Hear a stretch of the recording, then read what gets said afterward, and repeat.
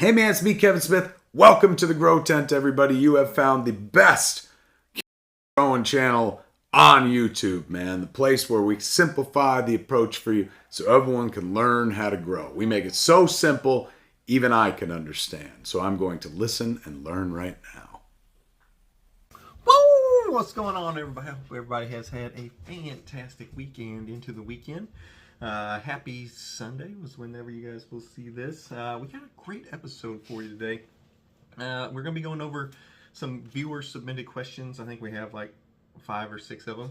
So it's going to be a pretty interesting episode. These are always kind of fun episodes because these are the questions that you guys ask in my comment section, and sometimes I tackle a bunch of them all at once. So that's what we're going to be doing today. We got stuff about, well, just plain, we got all kinds of questions. So we'll get into it here in a minute. Guys, please remember to like, comment, subscribe, watch the full video. That all helps out the channel a ton. And if you ever want to hang out with us more, you guys can come over and hang out with us over at WTTGT. I'm sure Google can help you find it if you don't know what that is. All right, so let's just get right into the episode here. Scoot over, maybe, just a touch, so we can put the stuff right here.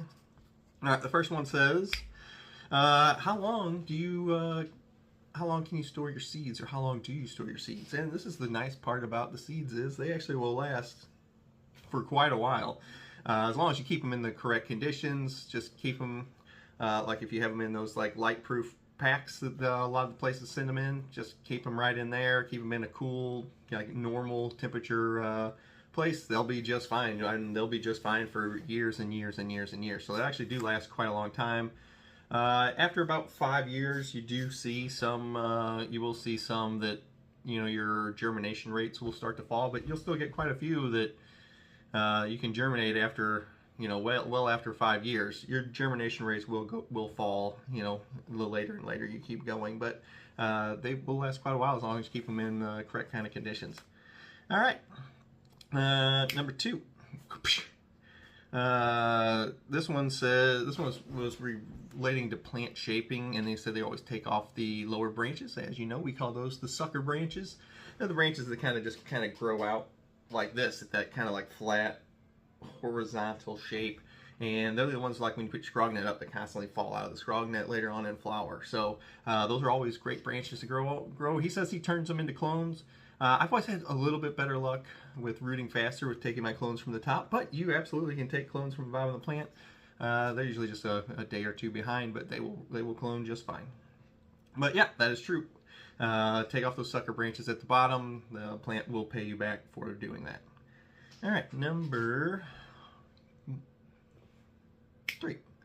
Let's see here. What's this one say? This one says, I spent years messing with temperatures looking for colorful fades. So as you guys know, we make some very colorful plants here. If you haven't seen it, go over and check out my Instagram.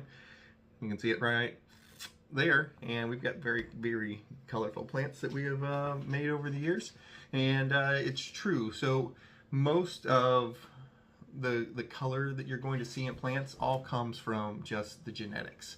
It's not, you don't put ice in the soil or expose them to different temperatures or turn the lights off or leave the lights on for extended period of times. It doesn't do anything.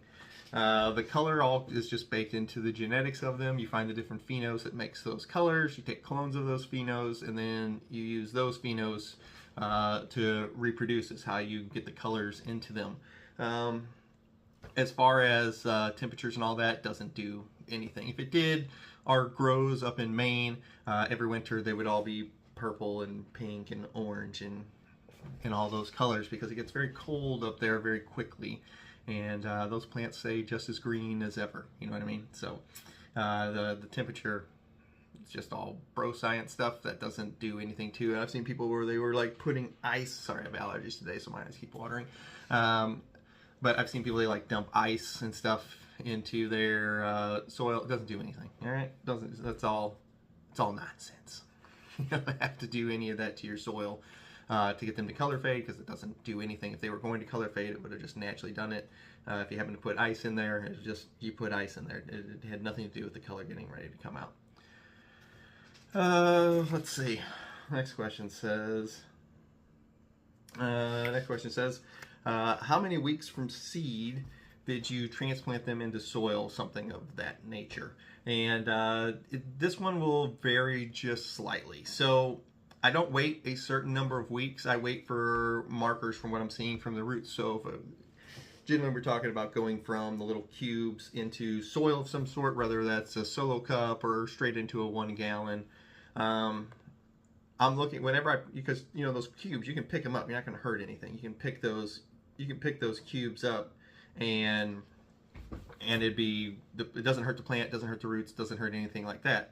So whenever I pick the little seedling up out of its little Mondi Dome or whatever seed sprouter kit, whatever you got, after I pick that little cube up that the plant is sitting in, I'm looking at the roots. As soon as I have roots coming out of all 4 sides and the bottom, that's whenever I transplant them into soil. Sometimes that's at the end of week 2. Sometimes it's at the end of week 4. It just depends on the plant, really. And either way, you're going to be just fine. The trick is, though, once you have roots coming out all 4 sides and the bottom, they won't just stay growing. They'll start air pruning themselves because they're out of the media. So you can keep them in there, but the roots aren't going to like grow out and then down because they dry out. When they dry out from naturally not watering the cubes all the time, those roots that are on the outside of it, they'll die. So, but I mean, they're fine. They're still alive on the inside of the media. So there's nothing really to worry about. All right, next question. Oops, we actually just had a video about this not too long ago, and it says, I like to skip pot sizes for faster growth. It doesn't say exactly that, but it says something to that nature, and yeah, that's actually correct. The thing that you forget to mention whenever you're doing this is, yes, if you put the plant into bigger pots, they do get bigger a little bit quicker, nothing crazy. It's not like, oh my god, these are just astronomically huge because we put them into a bigger pot. It is true, if you put them in the bigger pot, they will get bigger quickly, more quickly in veg.